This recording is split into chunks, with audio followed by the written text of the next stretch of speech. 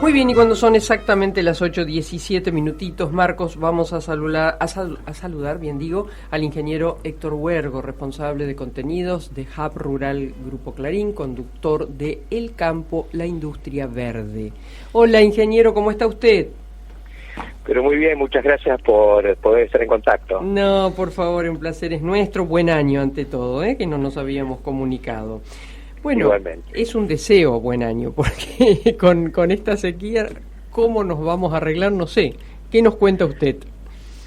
Bueno, la verdad que la situación es muy difícil, en el peor momento para todos, para el campo en primer lugar, para los productores, nuestros chacareros y todas las cadenas agroindustriales, y para el país porque todos sabemos que dependemos en muy buena medida de las exportaciones del sector agropecuario, y bueno, esta sequía se ha llevado prácticamente la mitad del trigo y ahora está amenazando de manera muy muy severa a los cultivos de la llamada cosecha gruesa, que son la soja y el maíz.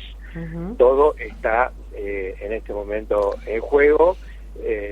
Las pérdidas de los cultivos de soja y maíz son concretas, ya hay pérdidas sensibles, pero todavía no está dicha la última palabra porque los cultivos tienen algún tiempo para recuperarse, claro, pero siempre asumiendo que en la medida en que se demore y que está todo atrasado, el potencial de rendimiento no es el mismo que cuando se puede sembrar en la fecha correcta, ¿no? Claro, claro. Ese es el panorama.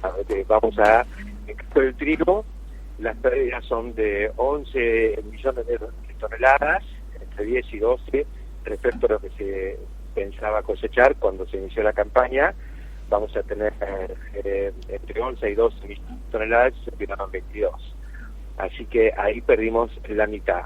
A los valores de hoy son unos 3.000 millones de dólares de exportaciones que se pierden, y que además eran también estratégicas porque se producían ahora, digamos, el trigo se cosechó, digamos, se terminó de cosechar en estos días, a principios de enero, y bueno, los saldos que quedan para exportar son muy exiguos, uh-huh. Así que no podemos esperar un ingreso importante de divisas por el lado del trigo, y tampoco los productores pueden contar con los ingresos que son estos 3.000 millones de dólares, digamos. Y esto hace temblar, digamos, hace repensar al hombre de campo sobre la cosecha, sobre las siembras de estas venideras. Bueno, digamos que el productor va para adelante, siembra, es impresionante cómo con la esperanza y de que se concretara algún pronóstico, muchos se largaron a sembrar, a algunos les llovió, a otros no, eso fue pérdida. A los que les llovió se les generó un poco la esperanza de que si sigue lloviendo, porque los perfiles de los suelos están secos, entonces se necesitan lluvias como si estuviéramos trabajando en el desierto. No alcanza no hay agua almacenada, así que necesitamos que lluevan 30, 40 milímetros cada 3-4 días, y de esa manera los cultivos pueden empezar a evolucionar de manera razonable.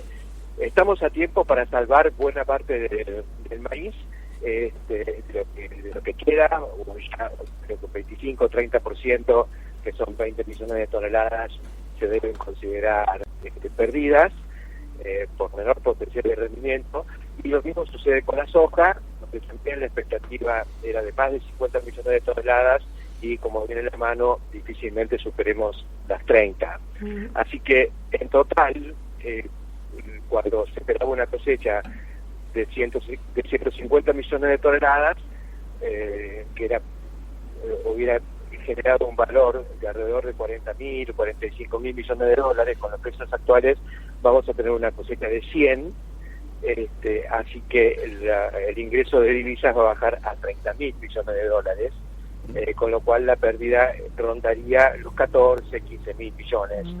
Para la situación macroeconómica al día de hoy, esto es realmente muy delicado. Claro, claro, porque hicimos todo un festejo por esa recuperación que se hizo de los, creo que 8.000 millones en la primera tanda, y la última no sé cuánto recuperó el gobierno, pero sí, se nos va en esto, ¿no? Claro, bueno, lo que hizo el ministro Massa fue lograr una liquidación temprana de lo que los productores iban a ir vendiendo a un ritmo de 3.000 millones de dólares por mes, en diciembre, noviembre, diciembre, enero, febrero. Bueno, liquidaron todo junto, aprovechando que hubo un beneficio, y después se pensaba que eso empalmaba con la cosecha de trigo, que iba a generar más ingresos, pero bueno, esto no lo tenemos, o sea que en este momento queda muy poca soja para vender y exportar, trigo prácticamente nada de saldo exportable, y el maíz se sembró, que sería lo próximo que entra, se sembró tarde, así que va a llegar un par de meses tarde también, así que yo creo que las próximas semanas vamos a estar bastante limitados en materia de liquidación de divisas. Héctor, Marcos Pereira lo saluda, muy buenos días. ¿Qué tal, Marcos? Usted habla del saldo exportable. En cuanto al trigo, el consumo interno está garantizado. Sí, con creces, porque el consumo interno de panificados y demás en forma concreta son 4 o 5 millones de toneladas, y la producción es de más de 10. Así que eso está, también hay trigo para que los molinos puedan producir harina y exportar harina. Así que no hay un problema de abastecimiento interno de trigo. Sí, va a haber, digamos, medidas que toma internamente el sector, compras que hizo la exportación para embarcar, seguramente se reasignan para el mercado interno, porque va a convenir diferir esas exportaciones para la próxima cosecha, y el gobierno de alguna manera los ha autorizado a que se desprendan de esa mercadería en el mercado interno, y no exportarla. Es una solución que se da adentro de la cadena y entre privados. ¿Y esa escasez de soja y de maíz para exportar va a ser con bajo precio también, o vamos a tener un buen precio al menos? No, los precios están entonados, los precios de la soja y del maíz, no tanto el trigo. El trigo, el año pasado, ¿se acuerda cuando se produjo la invasión de Rusia a Ucrania? Tuvo una explosión, también los otros granos, pero el trigo subió muchísimo, después bajó cuando se relajaron un poco las tensiones, y porque Rusia es el principal productor de trigo del mundo, Ucrania también el segundo, es importante. Claro, sí. Claro, entonces, bueno, eso se atenuó después, y el trigo bajó un 15% entre abril y los precios actuales, pero soja y maíz subieron más de un 10%. Lo que sí que es interesante y un poco llamativo es que esta crisis de la producción argentina, porque hay en juego 20 millones de toneladas de soja y más de 20 millones de toneladas de maíz que se están perdiendo, pero todavía eso no fue acusado por los mercados. Claro. Yo pienso que es probable que el mercado de Chicago en algún momento reaccione frente a esta pérdida, y eso provoque alguna mejora de los precios que en parte compensaría esta caída de la oferta, ¿no? ¿Y los vecinos de Brasil? Bueno, justamente yo creo que Chicago no reacciona porque en Brasil la cosa viene bastante bien, sí, pero ajustada. Digamos que un informe que salió esta semana del Departamento de Agricultura de Estados Unidos dice que la Argentina perdería 3 millones de toneladas, y yo creo que la Argentina puede perder 25 millones de toneladas. Si eso se blanquea, si el mercado toma conciencia de eso, los precios del maíz y de la soja explotan. Ingeniero, otro tema. Le leí lo poquísimo, creo que un 3% de riego artificial que utilizamos en zonas pero tan productivas como las nuestras, y que hace tiempo esto ocurre, porque esto no es nuevo. Yo recuerdo, mi papá tenía un campito en la zona de Rafaela, y recuerdo las renegadas entre la lluvia, las tormentas, la sequía, no era todos los años fantásticos de producción. Por lo tanto, los productores debieran tenerlo en cuenta, cosa que me parece que no lo tienen, ¿no? El apoyo de riego. Totalmente de acuerdo. Me parece que hay una gran asignatura pendiente. Digamos, siempre el clima de la Pampa Húmeda fue errático. Yo tuve la oportunidad de ser presidente del INTA en el año 94 y ahí armamos un programa un poco pivoteando en donde estaban los técnicos más inquietos con el tema, que era el INTA de Manfredi, con el recordado Mario Bragaccini, Eduardo Martelotto. Se armó y se le dio un impulso grande al riego. De hecho, en esa zona se ven muchos pivotes, muchos estos círculos verdes, digamos, equipos de riego que van girando y riegan en círculos, pero uno se angustia cuando ve que vivimos llorando por la sequía, y tenemos razón, y el productor tiene razón, pero no hay condiciones, no hay programas, no hay financiamiento, y sí hay retenciones o diferenciales cambiarios como el de ahora, que es un 100%, el dólar está a 370 pesos o 380, y el productor se liquida, sin hablar de retenciones, con un dólar de 190. Entonces, en esas condiciones es muy difícil implementar el riego. Y también faltan obras de infraestructura, porque tenemos uno de los ríos más caudalosos del mundo, como es el río Paraná, y nosotros estamos dejando que millones de metros cúbicos por segundo vayan alegremente a salinizarse en el mar sin ninguna utilización local. Algunos riegos de cultivos especiales, como el arroz, por ejemplo, y nada más. En la provincia de Entre Ríos, que por definición es Entre Ríos, bueno, sí, riega solamente arroz y muy poco de lo demás. O sea que es cierto, en la Argentina el riego complementario es de alrededor de 1 millón de hectáreas sobre las 30 y pico que sembramos, ese es el 3% que estaba comentando, y yo creo que tenemos recursos, hay agua subterránea, hay agua superficial, y habría que hacer toda la infraestructura de canales y demás para que eso vaya a las zonas de producción. Son mega obras que hace falta ponernos de acuerdo entre el sector público y el sector privado.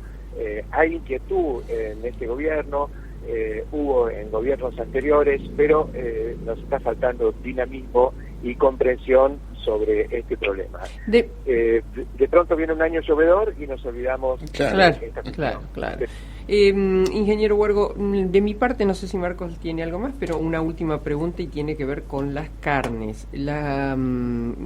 Digamos, venimos manteniendo un precio en la carne. ¿Esto a qué se debe? Sí, es bastante rara la situación, sí, pero tiene una explicación, que es que cayó el principal mercado para un producto que es en general medio el descarte, que es la vaca que sale de su ciclo productivo, claro, la vaca vieja.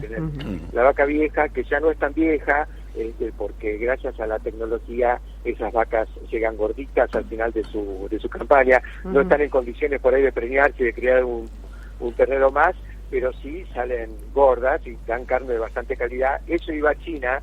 De pronto China, con el tema del recrudecimiento del COVID, puso muchas restricciones, nuevamente encierros, y eso provocó una caída de la demanda de carne. Ahora pareciera que se empieza a reactivar, pero bueno, todo eso pesó mucho en la oferta del mercado interno, en un momento en el que el poder adquisitivo, todos sabemos que no es bueno. Entonces la demanda interna se mantuvo retraída, con buenos volúmenes de oferta, no falta carne, abunda, y entonces los precios se han ido retrasando. Tenemos hace casi un año el mismo valor para el kilo vivo, y eso también genera tensión, porque al igual que con las tarifas de los servicios públicos, cuando las cosas se atrasan, después viene digamos, la explosión, el overshooting, como le dicen los economistas, y ahí tenemos todos problemas, y vamos a empezar a hablar de controles de precios, y de la oligarquía vacuna, estacionando, etcétera, etcétera. Pero bueno, está atrasado el tema de la carne, y eso hace también que no sea rentable mantener novillos en engorde en los corrales, que es una situación realmente delicada la que hay en este momento con la carne vacuna. Marcos. Bueno, y el tema de la leche también nos lo charlábamos el sábado con una productora.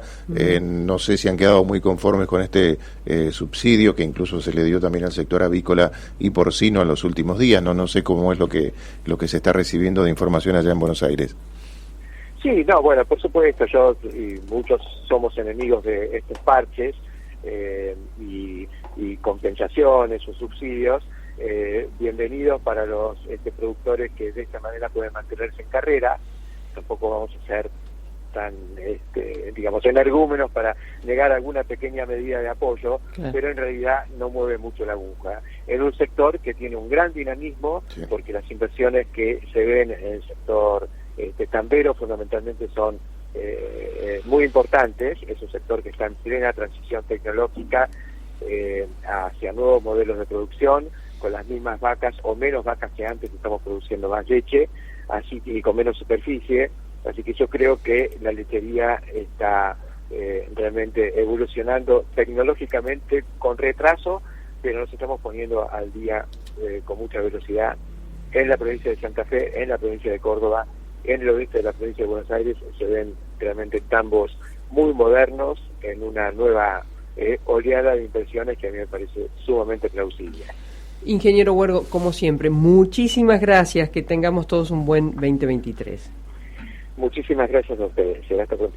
Gracias, el ingeniero Héctor Huergo.